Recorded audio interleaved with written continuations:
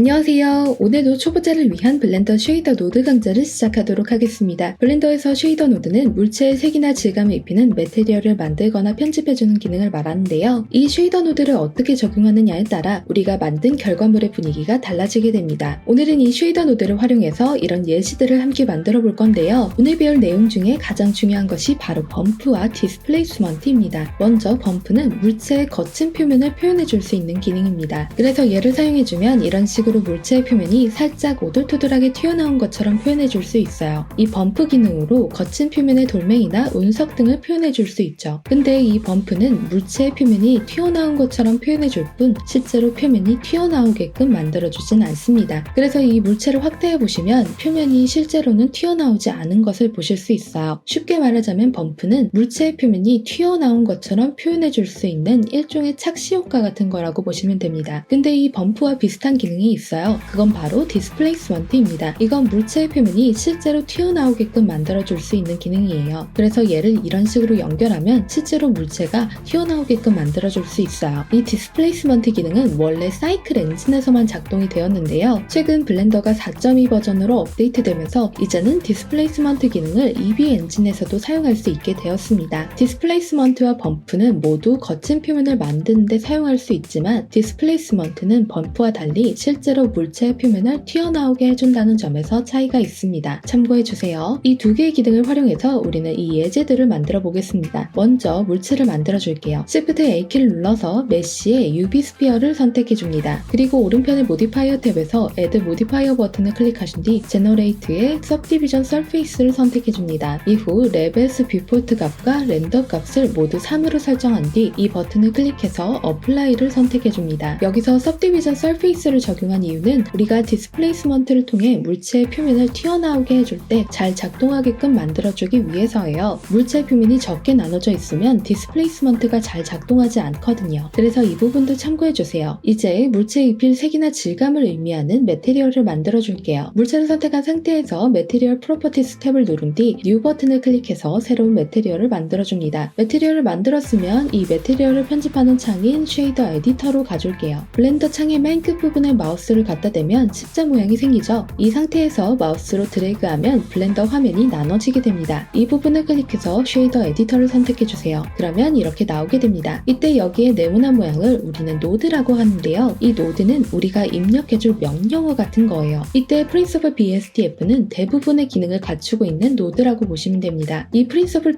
BSDF로 금속이나 유리 등의 재질도 만들어줄 수 있어요. 그리고 매테리얼 아웃풋은 우리가 만든 매테리얼의 결과를 내보내주는 역할을 합니다. 여기 노드들을 잘 보시면 윗부분의 색이 다 다른 것을 보실 수 있는데요. 쉐이더 노드는 이 윗부분의 색에 따라 다루고 있는 유형이 다릅니다. 먼저 초록색은 쉐이더를, 주황색은 질감을 의미하는 텍스처를 의미합니다. 이 노드들을 연결하실 때 텍스처, 쉐이더, 매테리얼 아웃풋 순으로 연결하는 경우가 많이 있습니다. 참고해주세요. 그리고 연결하실 때 이 동그란 모양을 보실 수 있는데요. 이건 소켓이라고 하는데 얘는 정보를 전달해주는 역할을 합니다. 근데 이 소켓은 자신이랑 같은 색을 좋아해서 자신이랑 다른 색을 연결해주면 정보를 전달해주기 싫다며 거절합니다. 그래서 연결하실 때 최대한 같은 색의 소켓끼리 연결을 해주시면 되는데요. 근데 항상 그런 것은 아니에요. 이렇게 예외가 많이 있는데 지금은 소켓이는 자신이랑 같은 색을 좋아하는구나 라고만 생각해주세요. 이제 우린 이런 예시를 만들 건데 이렇게 만들어주려면 이 물체에 질감을 입혀줘야겠죠. 물체의 질감은 텍스처 노드라고 했어요. 이 텍스처 노드를 활용해서 물체의 표면 질감을 만들어줄게요. Shift A키를 누르면 쉐이더 에디터에서 사용할 수 있는 다양한 노드들이 나오게 되는데요. 우리는 이 중에서 물체의 질감을 의미하는 텍스처를 찾아야 하니까 여기 텍스처를 클릭해 줄게요. 이 중에서 노이즈 텍스처를 선택해 주겠습니다. 노이즈 텍스처는 이런 식으로 노이즈가 약간 낀 것 같은 모양을 내는 텍스처예요. 이 노이즈 텍스처의 컬러 값을 Principal BSDF의 컬러와 연결해 줍니다. 근데 지금은 아무런 변화가 없는데 그 이유는 지금 솔리드 뷰라서 그래요. 우리가 입히는 매테리얼의 모습을 보려면 렌더 뷰로 가져야 합니다. 렌더 뷰로 가줄게요. Z키를 눌러서 렌더 뷰를 선택해 줍니다. 이제 렌더 탭을 눌러보시면 지금은 EV 엔진으로 되어 있는 것을 보실 수 있는데요. 이걸 우리는 사이클 엔진으로 바꿔줄게요. 그럼 이렇게 나오는데요. 보시면 우리가 물체의 기본 색상을 정해주는 베이스 컬러에다가 노이즈 텍스처를 연결해줘서 이런 모양이 나왔어요. 근데 물체의 색이 예시랑 다르죠? 물체의 색상을 바꿔줘야겠어요. 이때는 컬러 램프라는 노드를 사용하면 됩니다. 이건 물체의 색상을 정해주는데 자주 사용되는 노드예요. 얘를 사용해 볼게요. Shift A키를 눌러서 Search에 컬러 램프를 입력해서 선택해 줍니다. 그리고 이걸 노이즈 텍스처와 프린서블 BSD F 사이에 넣어주세요. 그럼 노이즈 텍스처의 컬러 값이 이 컬러 램프의 값으로 대체되게 됩니다. 이 컬러 램프의 이 부분을 클릭하시면 색상을 바꿔줄 수도 있어요. 우리는 다음과 같이 색상을 바꿔줄게요. 그럼 얼추 예시랑 비슷한 색이 나왔어요. 근데 물체가 튀어나오지는 않았죠? 물체를 이렇게 실제로 튀어나오게 만들려면 아까 배운 디스플레이스먼트를 사용하면 됩니다. 한번 사용해 볼게요. Shift A키를 눌러서 Search에 디스플레이스먼트를 입력해서 선택해 줍니다. 그리고 이 디스플레이스먼트를 매트리얼 아웃풋과 먼저 연결을 해줄 건데요. 잘 보시면 여기 매트리얼 아웃풋에 디스플레이스먼트라는 항목이 있어요. 이걸 디스플레이스먼트와 연결해 줍니다. 우린 노이즈 텍스처의 질감에 따라 물체의 표면을 튀어나오게 만들고 싶어서 이 디스플레이스먼트를 노이즈 텍스처와 연결해 줄게요. 이때 우리는 물체의 표면의 높이를 바꿔주는 거나 다름이 없잖아요. 그래서 디스플레이스먼트를 연결하실 때 하이트와 연결해 주셔야 돼요. 근데 소켓의 색이 다른데 이렇게 연결해도 괜찮나 싶으실 텐데 괜찮습니다. 이렇게 소켓의 색이 서로 달라도 연결해 줄 수 있는 경우가 많이 있어요. 이 노이즈 텍스처를 디스플레이스먼트의 하이트와 연결해 주세요. 그럼 뭔가 변화가 있어야 하는데 별로 없죠. 그 이유는 아직 우리가 설정해야 하는 부분이 있기 때문이에요. 여기 매트리얼 프로퍼티스 탭에 가보시면 밑에 세팅스라는 항목이 있어요. 이걸 눌러보시면 디스플레이스먼트 항목이 현재 범프 온리라고 설정되어 있는 것을 보실 수 있어요. 이건 범프 기능만 사용할 거다라는 뜻이에요. 얘를 눌러서 범프 온리를 디스플레이스먼트 온리 혹은 디스플레이스먼트 앤 범프를 선택해주세요. 디스플레이스먼트 앤 범프는 좀 더 섬세하게 디스플레이스먼트와 범프를 표현해줄 수 있는 건데 그만큼 나중에 렌더링 하는데 시간이 좀 더 걸릴 수 있습니다. 저는 이걸 디스플레이스먼트 온리로 설정해줄게요. 그러면 이렇게 물체의 표면이 실제로 튀어나오게 됩니다. 이제 Z키를 눌러서 솔리드 뷰로 한번 가볼게요. 그러면 우리가 렌더 뷰에서 본 것과 달리 물체의 표면이 원래 상태인 것을 보실 수 있어요. 이런 식으로 쉐이더 노드를 활용하면 물체를 실제로 모델링하지 않았는데도 표면을 이렇게 튀어나오게 만들어줄 수 있습니다. 다시 렌더 뷰로 돌아갈게요. 근데 모양이 예시랑 좀 다른 것 같아요. 이때는 여기 노이즈 텍스처의 값을 조절해주면 되는데요. 여기 노이즈 텍스처의 스케일은 노이즈 텍스처의 크기 값을 말하는 거고 밑에 디테일은 노이즈 텍스처의 모양을 섬세하게 표현할 때 사용하는 기능입니다. 그래서 노이즈 텍스처의 스케일 값을 조절하면 이렇게 표현이 되고 디테일 값을 조절하면 이렇게 표현이 됩니다. 한번 이 값을 원하시는 대로 조절해보세요. 저는 스케일 값을 10, 디테일은 15로 주겠습니다. 이때 참고하셔야 할 게 여기 노이즈 텍스처의 디테일 값은 최대값이 15까지예요. 참고해주세요. 이번엔 범프만 사용해서 이 예시를 한번 만들어 볼게요. 매트리얼 프로퍼티스 탭에서 이 버튼을 클릭해서 기존 매트리얼을 복사해주세요. 그럼 아까 우리가 만든 매트리얼과 똑같은 매트리얼이 복제되게 된 거예요. 이제 이 디스플레이스먼트를 X키로 삭제해주겠습니다. 그리고 Shift A키를 눌러서 Search에 범프를 입력해서 선택해줍니다. 이후 이 범프의 하이트를 노이즈 텍스처의 컬러와 연결해줍니다. 그럼 이런 모양이 나타나게 됩니다. 물체의 표면이 오돌토돌하게 거치게 되었는데 확대해서 보시면 실제로 물체의 표면이 튀어나오지 않은 것을 보실 수 있어요. 이게 바로 범프와 디스플레이스먼트의 차이입니다. 참고해주세요. 또한 범프와 디스플레이스먼트 모두 연결하실 때 하이트 값과 연결하시는 것을 꼭 기억해주세요.